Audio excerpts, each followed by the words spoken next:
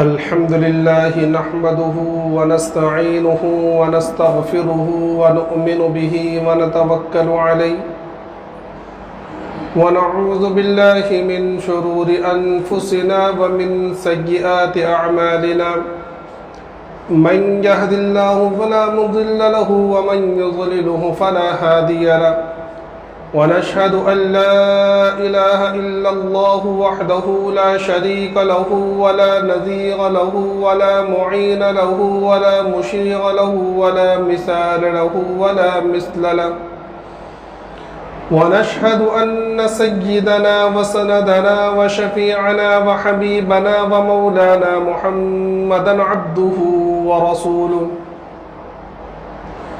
اما بعد قبل اس کے بعد شروع ہو ایک مرتبہ بلند آواز کے ساتھ درود شریف پڑھ لیں۔ اللہم صلی علی سیدنا مولانا محمد وعلی آل سیدنا مولانا محمد وبارک وسلم کما تحب وترضى عدد ما تحب وترضى یا کریم۔ ہزار بار بشویم دہن بمشک و غلاب ہنوز نام تو گفتن کمال بے ادبی است۔ میرے محترم بزرگوں اور دوستوں اور عزیز ساتھیوں، اللہ تبارک و تعالی کا ہم پر بہت بڑا احسان و کرم ہے کہ اللہ تبارک و تعالی نے ہم تمام کو آقائے مدنی محمد عربی سید الانبیاء جناب محمد مصطفیٰ صلی اللہ علیہ وسلم کی امت میں پیدا فرمایا، اور یہ ہمارے لیے بہت بڑی نعمت ہے جس نعمت کو اللہ تبارک و تعالی نے گنوایا ہے۔ اور جو شعر میں نے پڑھا ہے حقیقت یہی ہے۔ اس میں مولانا جامی رحمۃ اللہ علیہ فرماتے ہیں کہ اگر میں اپنے منہ کو ہزاروں مرتبہ مشک و گلاب سے دھوؤں پھر بھی آقائے مدنی محمد عربی صلی اللہ علیہ وسلم کا نام لینا بے ادبی ہے، کہ آپ کا تذکرہ، آپ کا مقام و مرتبہ جو اللہ تبارک و تعالی نے آپ کو عطا فرمایا، ہم اس کا تصور بھی نہیں کر سکتے۔ اور میں نے اسی لیے شروع ہفتے میں بتلایا تھا کہ آپ کی سیرت میں اتنی کتابیں لکھی گئی، اتنے مقالات لکھے گئے، اتنے مضامین لکھے گئے، سینکڑوں صفحات میں آپ صلی اللہ علیہ وسلم کی سیرت لکھی گئی، لیکن ہر سیرت نگار نے اس بات کا آخر میں اعتراف کیا کہ جیسے اللہ کے رسول صلی اللہ علیہ وسلم کی سیرت بیان کرنے کا حق تھا، ہم ایسا حق ادا نہیں کر سکے۔ 3 ہفتوں سے اللہ کے رسول صلی اللہ علیہ وسلم کی سیرت کا تذکرہ چل رہا ہے، اور حقیقت ہمارے لیے بھی وہی ہے کہ ہم اللہ کے رسول صلی اللہ علیہ وسلم کی سیرت کا حق ادا ہی نہیں کر سکتے۔ بس ہم یہ چاہتے ہیں کہ ہمارا نام بھی کل قیامت میں آقائے مدنی محمد عربی صلی اللہ علیہ وسلم کے سیرت کو بیان کرنے والے اور سننے والوں میں ہو جائے، تاکہ کل ہمارے لیے ہماری شفاعت کے لیے ایک بہانہ مل جائے کہ ہم بھی آقائے مدنی محمد عربی صلی اللہ علیہ وسلم کے ثناءخواں میں تھے۔ تو بات چل رہی تھی اللہ کے رسول صلی اللہ علیہ وسلم کی پیدائش کے وقت، کہ آپ صلی اللہ علیہ وسلم کی ولادت مبارکہ راجح قول کے مطابق 9 ربیع الاول کو ہوئی، اور مشہور یہ ہے کہ 12 ربیع الاول کو ہوئی، اور یہ اللہ کی طرف سے ایک انتظام ہے۔ ورنہ آپ سوچئے کہ جو لوگ اپنے گھوڑوں تک کے نام یاد رکھ سکتے ہیں، جن کے بچوں کو ہزار اشعار یاد رہتے ہیں، اور جن کا حافظہ پوری دنیا کے اندر مشہور تھا، انہیں اللہ کے رسول صلی اللہ علیہ وسلم کی تاریخ ولادت یاد نہیں رہتی؟ پکے طریقے سے یاد رہتی، بالکل متعین طریقے سے یاد رہتی، آپ کی وفات بھی متعین طریقے سے یاد رہتی، حالانکہ راجح قول کے مطابق وفات جو ہے 12 ربیع الاول کو ہی ہے۔ اس لیے آپ دیکھیں، میں نے بتلایا تھا کہ کچھ سال، یہ 15-25 سال کی بات ہے، ورنہ اس سے پہلے ہم نے بچپن میں سنا کہ 12 ربیع الاول کو 12 وفات کہا جاتا تھا۔ لیکن چونکہ وفات کا لفظ آ جائے اس میں ناچنا گانا نہیں ہو سکتا، ڈھول تماشے نہیں ہو سکتے، اب وہ بھی کرنا تھا کچھ لوگوں کو، تو ان لوگوں نے 12 وفات کو پھر 12 ربیع الاول 12 ولادت سے، یوم ولادت سے عید میلاد النبی سے بدل دیا، حالانکہ وفات راجح قول کے مطابق 12 ربیع الاول کو ہوئی ہے، ورنہ ولادت کے بارے میں اختلاف ہے اور راجح قول 9 ربیع الاول کا ہے۔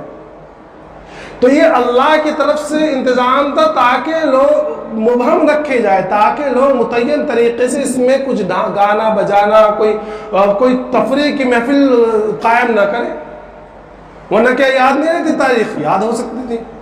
تو بہرحال اللہ کے رسول صلی اللہ علیہ وسلم کی جب ولادت مبارکہ ہوئی، میں نے بتلایا بہت سارے واقعات ہوئے، تو آپ کی ولادت کے 7 دن کے بعد حضرت عبد المطلب نے، جو آپ کے دادا ہیں، انہوں نے آپ کا عقیقہ کیا اور ایک قریش کی جماعت کو بلایا اور اس قریش کی جماعت کے سامنے آپ کا نام محمد رکھا۔ تو سارے قریش کہنے لگے کہ ابو الحارث حضرت عبد المطلب کی کنیت تھی کہ آپ نے کیسا نیا نام، کہ آج تک ہم نے یہ نام سنا نہیں، یہ کون سا نام ہے؟ تو کہا حضرت عبد المطلب نے کہ میرا یہ پوتا بڑی عظیم الشان والا ہے اور آپ بڑی عظمت والے ہیں، اس لیے میں نے آپ کا نام رکھا ہے۔ اور نام رکھنے کی وجہ یہ بیان فرمائی مورخین نے کہ اللہ کے رسول صلی اللہ علیہ وسلم کی ولادت سے پہلے حضرت عبد المطلب نے خواب دیکھا، اس خواب میں دیکھا کہ ایک زنجیر نکلی ہے آپ کے پیٹھ سے، اور وہ زنجیر جو ہے مشرق میں بھی پہنچ رہی ہے، مغرب میں بھی پہنچ رہی ہے، شمال میں بھی پہنچ رہی ہے، جنوب میں بھی پہنچ رہی ہے، اور بعد میں اس زنجیر نے ایک شاخ کی شکل لے لی، درخت کی جو ٹہنی ہوتی ہے وہ شکل لے لی، اور اس سے الگ الگ طریقے سے جو ہے شاخیں پھوٹی اور اس سے پتے نکلے، اور ہر پتا نہایت ہی روشن۔ تو آپ نے کسی سے اس کی تعبیر پوچھی تو کسی معبر نے بتلایا کہ آپ کے خاندان میں، آپ کی نسل سے ایک بیٹا ایسا پیدا ہوگا کہ جس کی ثناخوانی اور جس کے ماننے والے اور جس کی تعریف کرنے والے عرب میں بھی ہوں گے، عجم میں بھی ہوں گے، شمال میں بھی ہوں گے، جنوب میں بھی ہوں گے، مشرق میں بھی ہوں گے، مغرب میں بھی ہوں گے۔ تو اس خواب کی وجہ سے آپ کے دادا نے جو ہے آپ کا نام جو ہے محمد رکھا، اور آپ کی والدہ نے آپ کا نام احمد رکھا، اس لیے کہ عامرہ خود فرماتی ہے کہ جب آپ میرے شکم میں تھے اور پیدائش کا وقت قریب آیا تو میں نے خواب میں دیکھا کہ کوئی مجھے کہہ رہا ہے کہ تمہارے شکم میں، تمہارے پیٹ میں جو ہے سید المرسلین والآخرین ہے، اس لیے تم اپنے بیٹے کا نام احمد رکھنا۔ تو آپ کی والدہ نے آپ کا نام احمد رکھا۔ بعض مورخین فرماتے ہیں کہ آپ کا دنیاوی نام محمد ہے اور آسمان پہ آپ کا نام احمد ہے۔ بہرحال یہ دونوں نام بڑے بابرکت ہیں۔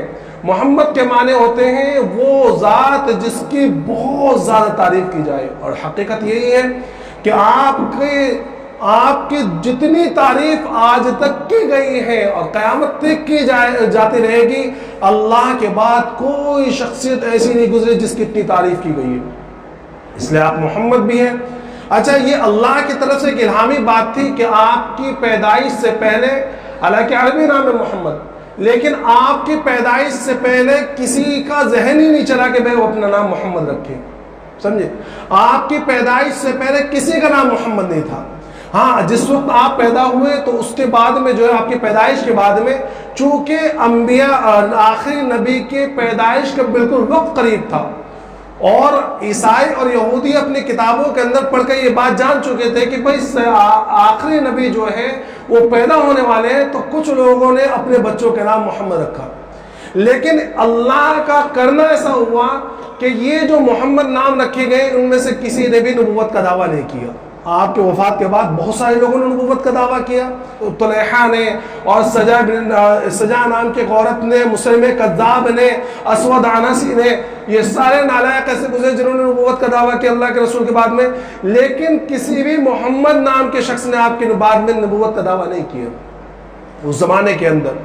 تو بہرحال آپ کا نام رکھا گیا۔ اس کے بعد میں نے بتلایا تھا کہ رضاعت کا مسئلہ آیا تو کچھ دنوں تک، 4-5 دنوں تک، ہفتے بھر تک جو ہے آپ کی والدہ نے آپ کو دودھ پلایا۔ اس کے بعد میں ایک باندھی تھی سویبہ، اس نے دودھ پلایا۔ اور میں نے وہاں ایک واقعہ ذکر کیا تھا کہ جس وقت آپ صلی اللہ علیہ وسلم کی پیدائش ہوئی تھی تو اس باندھی نے، یہ ابو لہب کی باندھی تھی، اس نے جا کر ابو لہب کو خوشخبری سنائی کہ آپ کے بھائی کے گھر میں ایک بیٹا پیدا ہوا ہے۔ تو اس نے ابو لہب نے حضرت صہیبہ کو جو ہے اس انگلی کے اشارے سے آزاد کر دیا تھا خوشی میں۔ تو بعض تاریخ کی کتابوں میں لکھا ہے، سیرت المصطفیٰ میں حضرت مولانا ادریس کاندھلوی رحمۃ اللہ نے یہ بات لکھی ہے کہ بعد میں کسی نے خواب میں مرنے کے بعد ابو لہب کو دیکھا بہت زیادہ پریشان اور خستہ حال جہنم میں۔ تو کسی نے پوچھا کہ بھئی حضرت عباس، غالباً حضرت عباس نے خواب میں دیکھا کہ بھئی کیا معاملہ ہوا؟ تو وہ کہنے لگا کہ تمہارے بعد میں نے کبھی کوئی اچھا آرام کا دن نہیں دیکھا، بس یہ کہ ہر پیر کے دن مجھے جس انگلی سے میں نے اپنے باندے کو آزاد کیا تھا اس انگلی کے پوروں کے بقدر مجھے پانی پلایا جاتا ہے۔ اب وہ چونکہ میں نے بتلایا نا کہ شیطان اپنا حصہ ہر ایک میں لگا لیتا ہے، وہ کیسے چین سے بیٹھ سکتا تھا کہ مسلمان جو ہے صریح طریقے سے نبی اکرم صلی اللہ علیہ وسلم کی سیرت پر اور آپ کی سنت پر عمل کرے؟ تو فوراً کسی کے ذہن میں یہ بات ڈال دی کہ دیکھو ابو لہب نے جو ہے کافر ہونے کے باوجود جب اپنی باندی کو آزاد کیا تو اس کو اس کے بقدر پانی پلایا جاتا ہے، ہم تو مسلمان ہیں، اگر ہم دھوم دھڑاکے سے نبی اکرم صلی اللہ علیہ وسلم کا یوم ولادت منائیں گے، عید میلاد النبی منائیں گے تو ہمارا بیڑا پار ہے، چاہے ہم کچھ بھی کرتے رہیں۔ تو دیکھو ایک بات ذہن میں رکھنا، دو چیزیں، ایک ہے جشن اور ایک ہے مشن۔ ایک ہوتا ہے جشن اور ایک ہوتا ہے مشن۔ جشن کہتے ہیں کہ بھئی کوئی پیدا ہوا خوشی منا لی، جیسا کہ ابو لہب نے منائی، اپنی باندی کو آزاد کیا، لیکن اس نے جشن تو منایا، مشن نہیں اپنایا۔ مشن کیا تھا؟ مشن آقا مدنی محمد عربی صلی اللہ علیہ وسلم کا یہ تھا کہ ساری خدائی سے ہٹا کر ایک اللہ کے در پر کھڑا کرنا، سارے معبودوں کو مٹا کر اللہ کے سامنے جھکانا، ساری تاریخ کو دور کر کر روشنی کی طرف لانا، ظلمت کو دور کر دینا، شراب کو حرام قرار دے دینا، توحید کا ڈنکا بجانا، شرک اور کفر کو مٹا دینا اور بدعت کو مٹا دینا اور ساری غلط کاموں کو مٹا دینا، حرام خوری، ڈاکہ زنی، چوری، زناکاری، بدکاری، ساری چیزوں کو مٹا کر حیادار بنانا اور ایمان پر لانا اور اللہ کے سامنے جھکانا، یہ آپ کا مشن تھا۔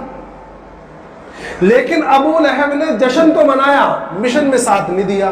تو کیا ہوا کہ اللہ رب العزت نے اس کے بارے میں ایک ایسی آیت اور ایسی صورت نازل کی جس میں اس کی تباہی کا ذکر فرمایا، اور اب قیامت تک ہر بچہ جب تک قرآن کریم پڑھے گا، ہر جوان جب تک قرآن کریم پڑھے گا، ہر بوڑھا جب تک قرآن کریم پڑھے گا، ابو لہب کے اوپر لعنت کرتا ہوا رہے گا۔ حالانکہ جشن منایا، لیکن کیا قیامت تک پھٹکار پڑتی رہے گی۔ کیوں؟ کیونکہ مشن نہیں اپنایا۔ اس کے مقابل میں حضرت بلال ہے، کالے کلوٹے حبشی، کوئی حسب نسب نہیں ہے، کوئی خاندان نہیں ہے، کوئی مال و دولت نہیں ہے، بالکل بدصورت، کوئی جشن نہیں منایا، لیکن مشن کو اپنایا۔ تو کیا ہوا کہ اللہ کے رسول صلی اللہ علیہ وسلم معراج میں گئے ہیں، بلال زمین پر ہے، اللہ کے رسول معراج پر ہے، بلال زمین پر چل رہے ہیں اور اللہ کے رسول کو چلنے کی اور پاؤں کی آہٹ جنت میں سنائی دے رہی ہے۔ صہیب رومی ہے، روم کے آ کر بسے ہیں، کوئی حسب نسب نہیں ہے، غریب الوطن ہے، لیکن مشن کو اپنایا، اللہ نے اپنی رضا کا پروانہ دے دیا۔ جتنے بھی صحابہ کرام ہیں، عداس ہیں، غلام ہیں، علماء کے رہنے والے ہیں، لیکن مشن کو اپنایا، اللہ کے رسول نے، اللہ رب العزت نے ایمان کی دولت عطا فرما دی۔ تو جشن منانا یہ اصل نہیں ہے۔ اگر جشن منانا اصل ہوتا تو ابو لہب کامیاب ہوتا۔ پتا چلا کہ جشن اصل نہیں، مشن اصل ہے۔ مشن کو اپناؤ گے، آقا مدنی محمد عربی صلی اللہ علیہ وسلم کی سیرت پر عمل کرو گے، سنتوں کو اپناؤ گے اور آقا مدنی محمد عربی صلی اللہ علیہ وسلم کے مشن کو لے کر آگے بڑھو گے تو صحابہ کرام کی طرح دنیا میں بھی کامیاب ہوگے اور آخرت میں بھی اللہ کامیاب کرے گا۔ سمجھ میں آ رہی بات؟ ہاں، ورنہ جشن منانے والے تو بہت پہلے سے ہیں، اب بھی ہیں اور قیامت تک رہیں گے، لیکن جشن منانے والے کامیاب نہیں ہیں، مشن منانے والے کامیاب ہیں اور مشن میں ساتھ دینے والے کامیاب ہیں۔ اور اللہ نے ایسے لوگوں کے لیے فرمایا اولئک هم المفلحون اولئک هم الراشدون رضی اللہ عنہم ورضوا عنہ، یہ اللہ سے راضی ہو گئے اور اللہ ان سے راضی ہو گیا۔ اور جس نے جشن منایا اس کے لیے آیت نازل ہوئی تبت یدا ابی لہب وتب ما اغنی عنہ مالہ وما کسب سیصلی نارا ذات لہب، کہ تباہی و بربادی ہو اس کے لیے اور ہلاکت ہو اور قیامت تک آگ میں پڑا رہے گا اور اس کے بعد ہمیشہ ہمیشہ آگ میں جلتا رہے گا۔ تو اس لیے مشن کو اپنائیں، آقا مدنی محمد عربی صلی اللہ علیہ وسلم کی سنتوں پر عمل کریں، سمجھ میں آ رہا ہے؟ تو پھر اللہ کے رسول صلی اللہ علیہ وسلم فرمایا کہ اس کے بعد میں دودھ پلایا، دودھ پلانے والی آئی، حضرت حلیمہ بھی آئی، اور میں نے بتلایا کہ سارے جو دوسری عورتیں آئی تھیں ان لوگوں نے مالداروں کے بچے لے لیے۔ حضرت حلیمہ جو ہے بہت زیادہ آپ کے قبیلے کے اندر قحط پڑا ہوا تھا، اور بہت مرگیلی اور بالکل لاغر اونٹنی پر سوار ہو کر آئی تھی، پیچھے پیچھے آئی تھی، مکہ میں بڑی دیر سے پہنچی۔ تو جب پہنچی تو سارے بچے دوسری عورتوں نے لے لیے، صرف آقا مدنی محمد عربی صلی اللہ علیہ وسلم رہ گئے۔ جب وہاں پہنچی تو دروازہ کھٹکھٹایا، اندر سے حضرت آمنہ نے پوچھا کہ کون؟ کہا کہ میں حلیمہ قبیلے بنو سعد کی۔ کہا کہ کس لیے آئی ہوں؟ کہا کہ بچے کو لینے کے لیے آئی ہوں۔ حضرت آمنہ فرماتی ہے کہ جیسے ہی اللہ کے رسول صلی اللہ علیہ وسلم نے حضرت حلیمہ کا نام سنا، فوراً آپ مسکرا دیے۔ پوچھا کہ کیا بات ہے؟ حضرت آمنہ کہنے لگی کہ دیکھو بچہ تو ہے، لیکن میں پہلے ہی بتلا دیتی ہوں کہ یتیم ہے، کچھ ملے گا نہیں، میں اپنی پوری کوشش کروں گی، لیکن چونکہ یتیم ہے زیادہ ملنے کی امید نہیں ہے۔ حضرت حلیمہ فرماتی ہے کہ میں نے کہا کہ ذرا بچہ تو دکھلا دو۔ جب میں نے بچے کو دیکھا اور اس کو گود میں لیا اور کلیجے سے لگایا تو میرے پورے سینے کے اندر ٹھنڈک سے بھر گئی۔ اب جلدی کرنے لگی کہ چلو میں جا رہی ہوں، چلو میں جا رہی ہوں، کہیں آمنہ کا ذہن نہ بدل جائے، کہیں حضرت آمنہ یہ نہ کہہ دے کہ میں بچہ کسی اور کو دوں گی۔ اب فوراً جلدی مچا رہی کہ چلو چلو فوراً چلو فوراً چلو، بس میں جا رہی ہوں۔ فوراً لے کے نکلی، اپنے قافلے میں پہنچی اور کہنے لگی اپنے شوہر سے کہ دیکھو بڑا قسمت والا بچہ لائی ہوں، مجھے اس بچے کو دیکھ کر بڑا رحم آیا اور بڑا پیار آیا، اور میں اس بچے سے بڑی مطمئن ہوں، یتیم بچہ ہے، ہو سکتا ہے کہ اس کی برکت سے ہمیں کچھ مل جائے۔ اونٹنی پر سوار ہوئے، اونٹنی پر سوار ہو کر جب اونٹنی کو اٹھایا ہے اور اونٹنی چلی تو فرمایا کہ ایسی چلی ہے کہ آگے آگے بھاگی جا رہی، آگے آگے بھاگی جا رہی۔ اب قافلے والے کہہ رہے ہیں کہ اے حلیمہ تم نے اونٹنی بدل لی کہ آنے کے ٹائم پر تو بڑی مرغیلی تھی اور پیچھے پیچھے چلتی تھی اور قافلے کے پیچھے رہ جاتی تھی، کیا بات ہے؟ کہیں تم نے اونٹنی تو نہیں بدلی؟ حضرت حلیمہ کہنے لگی کہ نہیں، سواری تو وہی ہے، سوار بدل گیا ہے۔ کیا فرمایا؟ کہ سواری وہی ہے لیکن اب سوار بدل گیا ہے۔ جب اپنے قبیلے میں پہنچی ہے تو قبیلے کے اندر قحط پڑا ہوا، قحط پڑا ہوا، اور جب یہ وہاں پہنچی ہے تو فرمایا کہ جب اپنے جو جانور تھے اور ان کا اونٹ دونے کے لیے بیٹھی ہیں، ایک برگیلی سی ایک کمزور سی بکری تھی، جب اس کا دودھ دونے کے لیے بیٹھی ہیں تو آپ کے شوہر جب دودھ دونے کے لیے بیٹھے تو برتن بھر گیا۔ کہا حلیمہ اور برتن لاؤ، اور دھویا اور برتن لاؤ۔ کہنے لگی حلیمہ کہ میں کیا کروں، سارے برتن بھر گئے ہیں، کیا بات ہے؟ کہا کہ اللہ کے رسول صلی اللہ علیہ وسلم کی آمد کی برکت ہے۔ آپ کے شوہر کہنے لگے کہ حلیمہ تو بڑا قسمت والا بچہ لے کر آئی ہے، بڑا مبارک بچہ ہے کہ اس کے آنے سے ہمارے گھر کی ساری تنگی دور ہو گئی۔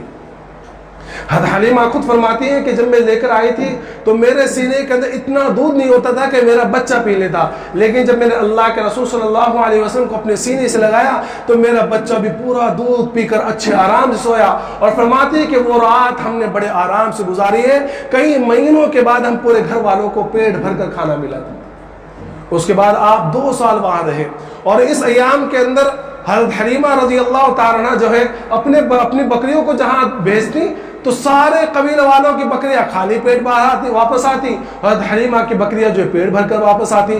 لوگ کہتے کہ بھئی اپنی بکریوں کو وہاں بھیجو جہاں حلیمہ کی بکریاں چرتی ہے، لیکن انہیں کیا معلوم تھا کہ یہ حلیمہ کی بکریوں کا کمال نہیں ہے اور یہ چراگاہ کا کمال نہیں ہے، کمال تو آقا مدنی محمد عربی صلی اللہ علیہ وسلم کا تھا۔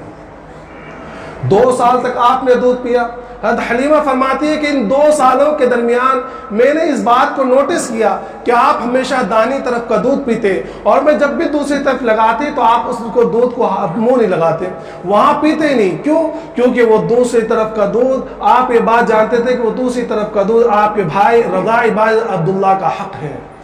تو پتہ چلا کہ بچپن ہی سے اللہ کے رسول صلی اللہ علیہ وسلم اس بات کو ناپسند فرماتے تھے کہ وہ اپنے بھائیوں کا حق کھائے، اور یہ امت جو بڑا جشن منا رہی ہے اور بڑا جشن مناتی ہے اور جو عاشق رسول کہلاتی ہے اور جو اللہ کے رسول صلی اللہ علیہ وسلم کو ماننے والی ہے، وہ بڑے ہو کر بھی اپنے بھائیوں کا حق کھاتے ہیں اور اپنے بہنوں کا حق کھا جاتے ہیں، دوسروں کا حق کھا جاتے ہیں، لے کر دینے کو تیار نہیں ہے۔ کسی کا مال ہڑپ کر لیا، کسی کا مال چوری کر لیا، کسی کا مال دبا لیا، کوئی حق کوئی ذہن میں بات نہیں ہے۔ اور وہاں آقا مدنی محمد عربی صلی اللہ علیہ وسلم بچپن میں بھی اپنے بھائی کے حق میں پینا گوارا نہیں کرتے۔ 2 سال کے بعد حضرت حلیمہ نے آپ کا دودھ چھڑایا اور مکہ میں لے کر آئی، لیکن چونکہ برکتوں کو دیکھ چکی تھی اور آپ کے برکتوں سے فائدہ اٹھا رکھا تھا، تو پھر اصرار کرنے لگی کہ میں آپ کو واپس لے جاؤں۔ حضرت آمنہ کا ارادہ تو نہیں تھا، لیکن چونکہ اس وقت مکہ کے اندر ایک وبائی بیماری پھیلی ہوئی تھی، تو حضرت آمنہ نے اجازت دے دی کہ آپ کچھ دنوں تک اور رکھ لیں۔ اس کے بعد پھر 2 سال تک اللہ کے رسول صلی اللہ علیہ وسلم حضرت حلیمہ کے گھر میں رہے۔ کتنے؟ 2 سال اور، یعنی تقریباً 4 سال تک رہے۔ 4 سال کی عمر میں آپ صلی اللہ علیہ وسلم جو ہے اپنے چھوٹے دوسرے بھائیوں کے ساتھ میں جو ہے حضرت عبداللہ کے ساتھ میں اور دوسرے کے ساتھ میں جو ہے بکریاں چرانے جانے لگے۔ تو ایک مرتبہ آپ کا جو بھائی تھا حضرت عبداللہ، یہ دوڑا دوڑا جو ہے حضرت حلیمہ کے پاس آیا اور کہنے لگا کہ میں کیا کروں کہ میرے قریشی بھائی کو 2 شخص آئے اور میرے قریشی بھائی کو لٹا دیا اور ان کے سینے کو پھاڑ دیا اور اب اس میں سی رہے ہیں اس کو۔ اس زمانے کے اندر یہ آپریشن وغیرہ تو کوئی ماحول تھا نہیں، آپریشن وغیرہ کوئی جانتا ہی نہیں تھا، تو حضرت حلیمہ کو لگا کہ اب تو محمد کی جان پر بنائی ہے کہ اس طرح سینے کو پھاڑ دینا۔ بھاگی ہوئی گئی، جب بھاگی ہوئی گئی تو دیکھا کہ اللہ کے رسول صلی اللہ علیہ وسلم پریشان کھڑے ہوئے ہیں اور آپ کا چہرہ فق ہے۔ پوچھا کہ کیا بات ہے؟ کہا کہ پتہ نہیں 2 لوگ آئے تھے اور مجھے لٹا دیا اور میرے سینے کو پھاڑا اور اس میں سے کوئی لال کلر کی چیز نکالی اور پھینکی اور کہا کہ یہ گناہ اور معصیت کا مادہ ہے، اور اس کے بعد کو میرے سینے کو چیر دیا۔ اس کو شریعت کی اصطلاح میں اور تاریخ اسلام میں شق صدر کہتے ہیں۔ شق صدر مطلب سینے کا پھاڑا جانا، سینے کا پھاڑنا۔ یہ شق صدر اللہ کے رسول صلی اللہ علیہ وسلم کے ساتھ میں 4 مرتبہ ہوا آپ کی زندگی میں۔ سب سے پہلی مرتبہ 4 سال کی عمر میں، جس وقت حلیمہ کے یہاں رہتے تھے۔ مورخین نے اس کی الگ الگ وجوہات بیان کی ہیں کہ سب سے پہلے جو شق صدر ہوا ہے یہ 4 سال کی عمر میں ہوا ہے، اور اس زمانے کے اندر آپ کے سینے سے معصیت اور گناہ کا مادہ نکال دیا گیا، اور اس کے بعد آپ کے سینے کو برف سے دھو کر اور بہترین پانی سے دھو کر دوبارہ سی دیا گیا۔ پہلا شق صدر یہ ہوا۔ دوسرا شق صدر جب آپ کی عمر مبارک 10 سال کی تھی اس وقت ہوا ہے، اور اس وقت شق صدر کے موقع پر آپ کے سینے سے لہو و لعب، کیونکہ 10 سال کی عمر کے بعد عام طور پر بچے کو جو ہے کھیل کود کی طرف زیادہ رغبت ہوتی ہے، کھیل کود کی طرف زیادہ رغبت ہوتی ہے۔ تو 10 سال کی عمر میں اللہ کے رسول صلی اللہ علیہ وسلم کا دوسری مرتبہ شق صدر کیا گیا اور آپ کے سینے سے کھیل کود اور کا لہو مادہ نکال دیا گیا۔ تیسرا شق صدر جو ہوا آپ کا، وہ آپ کو وحی، جب آپ کو پہلے وحی نازل ہوئی اس وقت ہوا، تاکہ فرشتے کے آنے کا اور وحی کا جو بار اور جو بوجھ ہوتا ہے اس بوجھ کو برداشت کرنے کی صلاحیت آپ کے اندر پیدا ہو جائے۔ یہ تیسرا شق صدر جبرائیل نے وحی کے موقع پر کیا، جس وقت آپ کو اوپر پہلی وحی نازل ہوئی ہے۔ اور چوتھا شق صدر یعنی آپ کے سینے کو چیرا گیا چوتھی مرتبہ، جس وقت آپ صلی اللہ علیہ وسلم کو معراج کے لیے لے کے جایا جا رہا تھا، اس وقت آپ کا چوتھی مرتبہ شق صدر ہوا، تاکہ آپ کے اندر وہ صلاحیت پیدا ہو جائے جو عالم ملکوت کے واقعات آپ دیکھیں گے، جنت کا نظارہ کریں گے، جہنم کا نظارہ کریں گے، اور بہت سارے ایسے واقعات آپ دیکھیں گے، ان کو برداشت کرنے کی صلاحیت آپ کے اندر ہو جائے۔ اس لیے چوتھی مرتبہ معراج کے موقع پر آپ کا شق صدر کیا گیا۔ یہ 4 مرتبہ اللہ کے رسول صلی اللہ علیہ وسلم کے سینے کو پھاڑا گیا، اور پہلی مرتبہ گناہ کا مادہ نکالا گیا، دوسری مرتبہ لہو و لعب یعنی کھیل کود کا مادہ نکالا گیا، تیسری مرتبہ جو ہے وحی کے بوجھ کو برداشت کرنے کی صلاحیت رکھی گئی، اور چوتھی مرتبہ جو ہے عالم ملکوت کو برداشت کرنے کی صلاحیت رکھنے کے لیے آپ کا شق صدر کیا گیا۔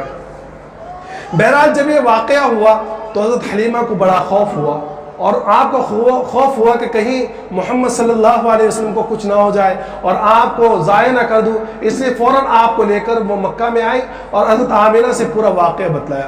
حضرت آمنہ بالکل مطمئن رہی اور کہنے لگی کہ مجھے اس سے کوئی خوف نہیں، میں نے اس سے عجیب عجیب واقعات جو ہیں آپ کے شکم میں سنے اور دیکھے ہیں، اس لیے مجھے یہ میرا بڑا بچہ جو ہے بڑا عظیم الشان ہونے والا ہے، مجھے کسی طرح کا خوف و خطر نہیں۔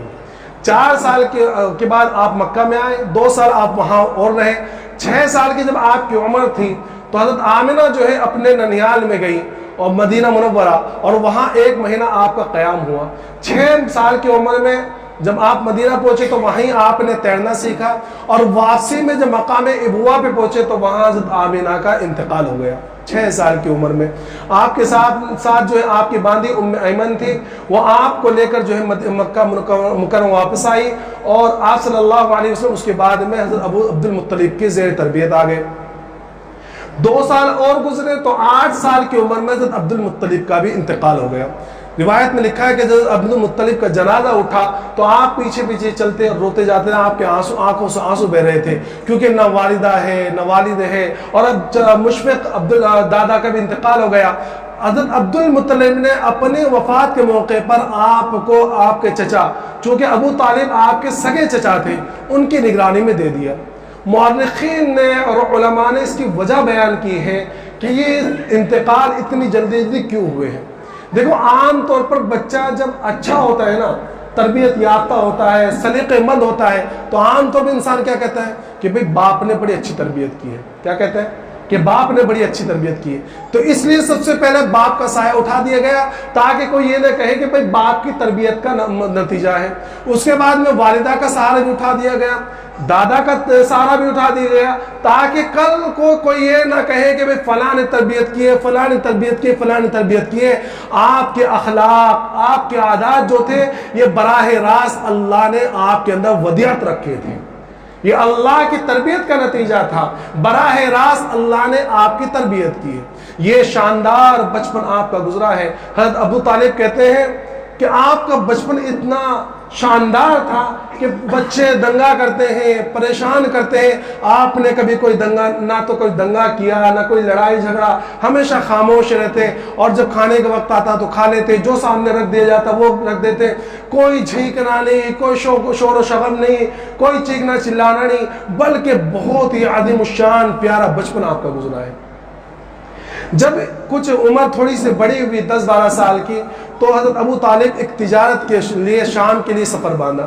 جب حضرت محمد مصطفیٰ صلی اللہ علیہ وسلم کو پتہ چلا کہ حضرت ابو طالب جو ہے تجارت کے لیے ملک شام جا رہے ہیں، تو آپ بھی سر ہو گئے، اور آپ نے اصرار کیا کہ میں بھی آپ کو ساتھ چلوں گا۔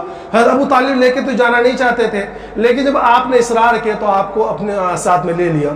جب ملک شام کے علاقے میں ایک جگہ پہ پہنچے تو وہاں ایک راہب رہتا تھا۔ وہ راہب کبھی بھی اپنی کٹیا سے باہر نہیں نکلتا تھا۔ اس کا نام سیرت نگاروں نے، بعض نے بحیرہ لکھا ہے، بعض نے بحیرہ لکھا ہے، اور بعض نے کہا کہ اصل نام تو اس کا کچھ جرجیز تھا، لیکن اس کو بحیرہ کہتے تھے۔ جب وہاں آپ کا قیام ہوا تو وہ اس دن اپنے کوٹھی سے باہر نکلا، اور باہر نکل کر لوگوں سے کہا، جب دیکھا کہ وہاں قافلہ رکا ہوا ہے تو آپ کے چہرے کی طرف اس نے بڑے غور سے دیکھا، لوگوں سے کہا کہ بھئی کون ہے؟ تو لوگوں نے کہا کہ یہ محمد ہے۔ کہا کہ ان کے سرپرست کون ہے؟ کہا کہ ان کے سرپرست ابو طالب ہے۔ تو وہ حضرت ابو طالب سے کہنے لگا کہ دیکھو، اس بچے کو ملک شام مت لے کے جانا۔ کیوں؟ کیونکہ حضرت ابو طالب نے پوچھا کہ کیا وجہ ہے؟ کہا کہ یہ آخری نبی ہے، اور میں نے ان کو اس طرح پہچانا کہ یہ جو فلاں درخت ہے، اس درخت کے نیچے آج تک کبھی کوئی نہیں ٹھہرا سوائے نبی کے۔ عیسیٰ علیہ السلام کے بعد یہ پہلے شخص ہے جو درخت کے نیچے ٹھہرے ہیں، اور جب آپ گزر رہے تو میں نے دیکھا کہ ہر پتھر، ہر شجر، ہر حجر آپ کو سلام کر رہا تھا اور آپ کو سجدہ کر رہا تھا، جس سے میں نے پہچان لیا کہ یہ آخری نبی ہے۔ اگر آپ ان کو ملک شام لے جائیں گے تو شام کے یہودی آپ کو پہچان کر آپ کو قتل کر دیں گے۔ تو جب یہ بات کہی تو ابو طالب نے آپ کو وہیں سے واپس کر دیا۔ اس کے بعد آپ بڑے ہوئے، اس ایام طفولیت میں اور اس لڑکپن کے زمانے میں اور یہ جوانی تک پہنچنے سے پہلے آپ نے کبھی بھی کوئی غلط کام نہیں کیا جو عام طور پر لڑکپن میں لوگ بچے کرتے ہیں۔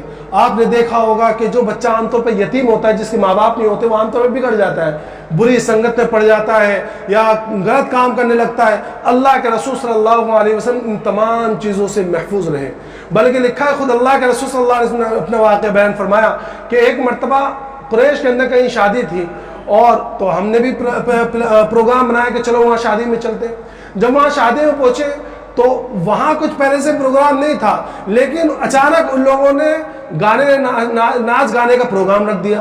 تو پھر اللہ کے رسول صلی اللہ علیہ وسلم فرماتے ہیں کہ میں جیسے ہی یہ پروگرام شروع ہونے والا تھا، فوراً جو ہے مجھ پر ایسی نیند طاری ہو گئی کہ میں سو گیا، اور مجھے رات بھر کیا ہوا کچھ پتہ ہی نہیں چلا۔ اور ایک اور واقعہ لکھا ہے کہ ایک مرتبہ آپ بکریاں چرا رہے تھے، اور کہیں کچھ پروگرام تھا کسی طریقے کا کھیل کود کا، لیکن وہاں ناچ گانے کا پروگرام تھا، آپ کو معلوم نہیں تھا، تو آپ نے اپنے ایک ساتھی سے کہا کہ ذرا میری بکریاں سنبھال لینا، میں بھی آتا ہوں وہاں سے۔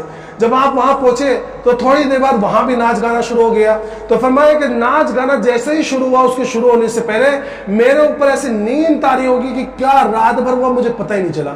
دوسرے دن مجھ سے پوچھا میرے ساتھی نے کہ بھئی کیا ہوا رات میں، کہا کہ مجھے تو پتہ ہی نہیں رات بھر کیا ہوا، میرے اوپر تو ایسی نیند طاری ہو گئی۔ یہ دو موقع ایسے ہوئے کہ جب آپ وہاں گئے لیکن اللہ نے آپ کی حفاظت کی ہے، اللہ نے آپ کی حفاظت کی ہے۔ آپ نے اپنی پوری زندگی کبھی ناچ گانا، ڈھول تاشے، کبھی کسی طرح کا میوزک کا پروگرام نہ کبھی دیکھا، نہ کبھی سنا، نہ کبھی شرکت کی ہے۔